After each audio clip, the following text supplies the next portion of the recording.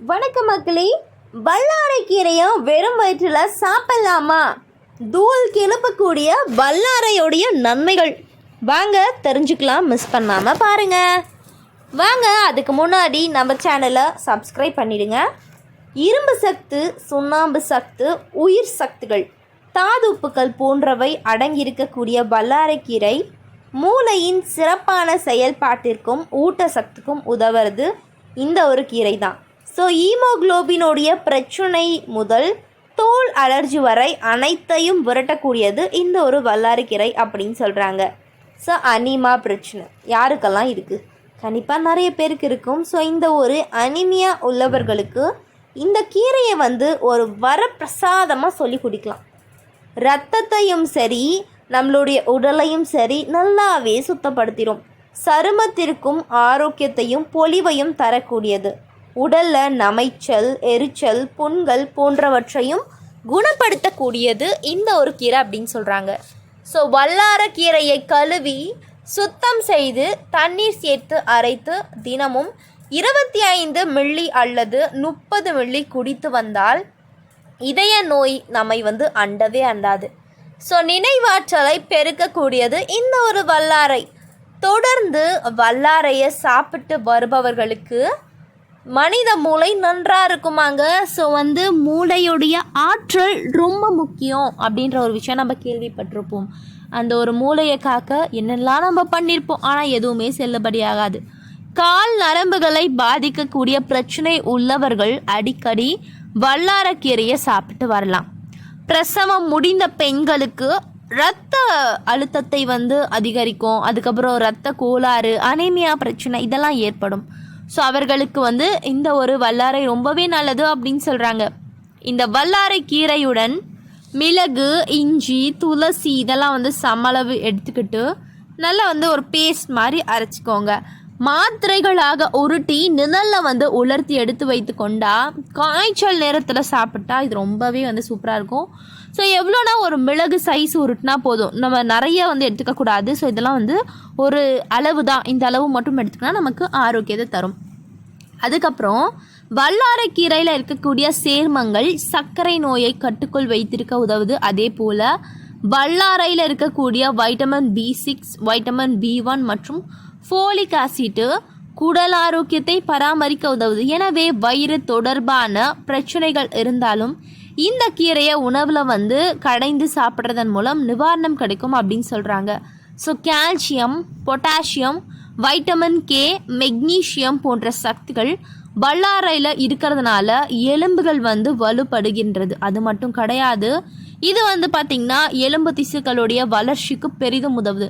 இந்த வல்லாரைக்கீரையை பைட்டோ கெமிக்கல்கள் அதிகமாக நிறைஞ்சிருக்கு. செல்களின் ஆரோக்கியத்தை சீரான முறையில் பராமரிக்குது அப்படின்னு சொல்கிறாங்க. இந்த வல்லாரையை பார்த்திங்கன்னா நிழலில் காய வைத்து பவுடரை அரைச்சி சலித்து எடுத்துக்கொண்டால் 1 முதல் 2 கிராம் அளவுக்கு தினமும் நம்ம காலை மாலை 2 வேளைகளிலும் 1 கிளாஸ் பாலில் கலந்து குடிக்கலாம். அல்லது வெறுமனே 2 வல்லாரை இலைகளை காலையில் வெறும் வயிற்றில் சாப்பிடலாம். இதனால் குழந்தைகளுடைய திறன், நினைவாற்றல், சுறுசுறுப்பு நன்மை பெருக்கிவிடும் அப்படின்னு சொல்கிறாங்க. அவ்வளோதாங்க, இனிமேல் ஆரோக்கியம்தான். அவ்வளோ ஏங்க, பற்கள் சம்பந்தமான நோய்களையும் அண்டவிடாமல் தடுக்குது. இந்த வல்லாரை பொடி அல்லது இலைகளை வெறுமனே வாயில் போட்டு மென்று தின்னாலே குடல் புண்களும் வாய்ப்புண்களும் நீங்கிவிடும். வயிற்றில் பூச்சிகள் இருந்தாலும் அந்த ஒரு பூச்சிகள் அலைஞ்சிரும் அப்படின்னு சொல்கிறாங்க. அதே போல் உங்களுடைய உடல் எடையை குறைக்க முயற்சிப்பவர்களுக்கு இந்த ஒரு கீரை மிகவும் கை கொடுக்கும் அப்படின்னு சொல்கிறாங்க. இதற்கு அரைத்து வெறும் வயிற்றில் பார்த்திங்கன்னா பாலிலோ அல்லது வெதுவெதுப்பான நீரிலோ வல்லாரை பொடி கலந்து குடித்து வந்தால் ஊளை சதை குறைந்து ரொம்ப சீக்கிரமாகவே உடல் எடை குறைஞ்சிரும் அப்படின்னு சொல்கிறாங்க. ஸோ எவ்வளோ நன்மைகள் பாருங்கள். இந்த ஒரு குட்டியாக அழகாக இருக்கக்கூடிய வல்லாரைக்கீரை தாங்க ஒன்று போதும், நமக்கு நிறைய நோய்களை அண்டையே விடாது. ஸோ ரொம்ப சீக்கிரமாக ஒரு ஆரோக்கியமான விஷயங்களை நமக்கு ஏற்படுத்திடும் அப்படின்னு சொல்கிறாங்க. ஸோ இன்னும் நிறைய விஷயங்கள் இருக்குது, நம்ம தொடர்ந்து கேட்கணும் பார்க்கணும் அப்படின்னா நீங்கள் பண்ண வேண்டிய ஒரு விஷயம் சப்ஸ்கிரைப் மட்டும் பண்ணிக்கோங்க.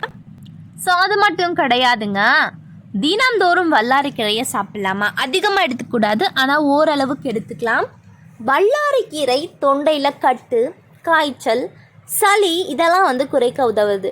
உடல் சோர்வு, பல் சம்பந்தமான நோய்கள், சொறி, சிரங்கு, படை போன்ற தோல் நோய்களை குணமாக்கும். வல்லாரக்கீரையை கொண்டு பல் துலக்கினால் பற்களில் பார்த்திங்கன்னா படிந்திருக்கக்கூடிய மஞ்சள் தன்மை நீங்கும். வல்லாரைக்கீரை பார்த்திங்கன்னா நரம்பு தளர்ச்சியை குணமாக்கி மூளை சோர்வை நீக்கி மூளையில் பார்த்திங்கன்னா சிந்திக்கக்கூடிய திறனை அதிகரிச்சிடும் அப்படின்னு சொல்கிறாங்க. ஸோ அஜீரண கோளாறுகளை சரி செய்யும், மங்கலான பார்வையை சரி செய்யும், பால்வினை நோய்கள், வெண்குஷ்டம் போன்ற நோய்களுக்கு வல்லாரை சிறந்த மருந்தாகும் அப்படின்னு சொல்கிறாங்க.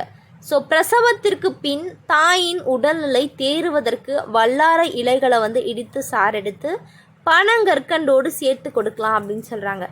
ஸோ வல்லாரை இலைகளை வாயில் போட்டு மென்று விளங்கினாலே குடல் புண், குடல் நோய் புண், வாய்ப்புண், வாய் தொற்று நோய் இதெல்லாம் சரியாக போயிடும்.